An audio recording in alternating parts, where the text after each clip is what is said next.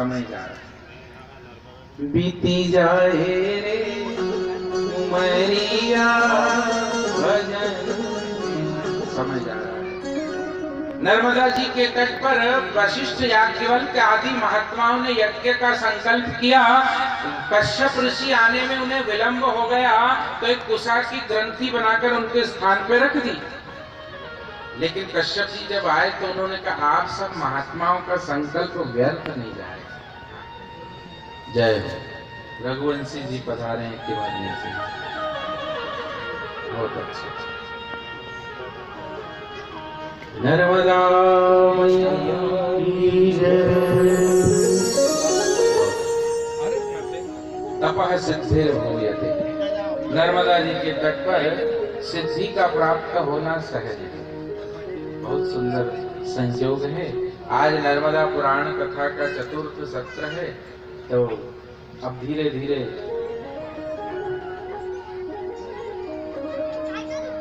सांडिया घाट दूधी संगम से नीचे, जिसे पुराण में सांडिल्येश्वर महादेव के नाम से महात्मा मार्कंडेय जी युधिष्ठिर जी को बता रहे हैं, वहां वशिष्ठ याज्ञवल्क्य आदि महात्माओं ने एक यज्ञ का संकल्प किया और यज्ञ में कश्यप जी विलंब कर गए तो उनकी जगह कुशा ग्रंथि रखी और उसे नर्मदा जल से जब सींचा तो नर्मदा जी के जल के प्रभाव से, कश्यप जी के संकल्प और मंत्र के प्रभाव से वह कुशा की ग्रंथि एक ऋषि कुमार बन करके प्रकट हो गई।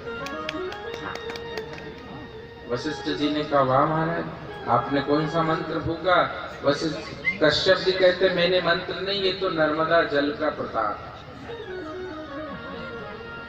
नर्मदा जी के जल का प्रत्येक कंकड़ शंकर के समान।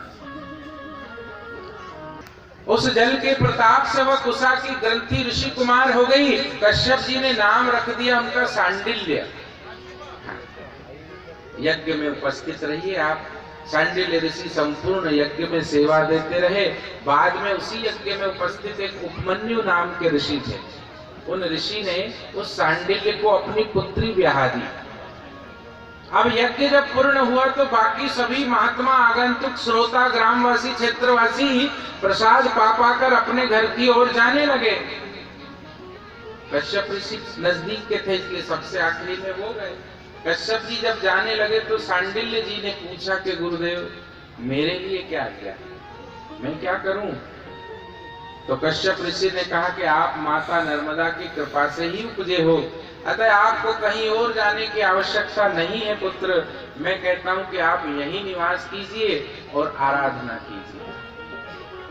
सांडिल्य ऋषि वहीं नर्मदा के तट पर विराजित हो गए और वहीं पर उन्होंने भगवान उमारमण की स्थापना कर ली और उन्हीं का नाम सांडिल्य ने स्थापित किया, इसलिए सांडिल्येश्वर महादेव हुए।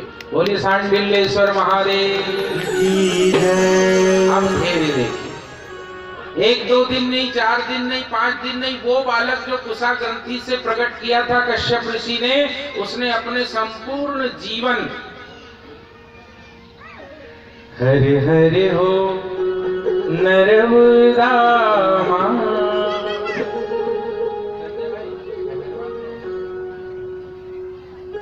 हरे हरे हो नर्मदा,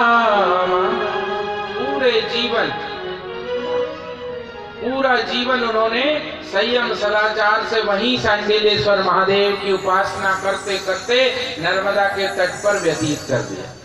अंत में जब जीवन का अंतिम समय आया, सपत्नीक साधना कर रहे थे, अंत समय में मन में कामना आई। मैंने निवेदन किया था गौरी शंकर जी महाराज 12 परिक्रमा करी उन्होंने, 3 साल 3 महीने 13 दिन की। नर्मदा जी की उपासना का फल अगर हमने लौकिक लिया तो हमने कुछ नहीं लिया, इसलिए कुछ मोटा लेना चाहिए, बड़ा लेना चाहिए। गौरी शंकर जी का संकल्प था कि नर्मदा परिक्रमा का परिणाम स्वरूप फल मुझे भगवान उमापति महादेव के दर्शन होने चाहिए। बाकी छोटे मोटे फल तो यूं ही मिल जाते हैं, रोज मिलते रहते हैं। एक पति पत्नी ने नर्मदा परिक्रमा उठाई, जाते जाते सूल पानी की झाड़ी से जब निकल रहे थे तो वहां न कोई बस्ती मिलती है, न कोई बाजार मिलता है, न कोई साथी, सब निकल जाते हैं अपने अपने। चलते चलते संध्या हो गई, रात्रि हो गई, दोनों घबराए, शायद कहीं हम मार्ग भटक गए, क्या करें, भयभीत होने लगे। उन्होंने नर्मदा जी का स्मरण किया तो उस रात्रि काल में एक अम्मा आई और वो अपनी कुछ 5-10 बकरियां लेके डोल रही थी जंगल में। अब सोचो रात्रि में कौन बकरी चराएगा, वो भी वहां सूल पानी की झाड़ी में। पति पत्नी से पूछती, काय बेटा घबरा रहे हो हैं?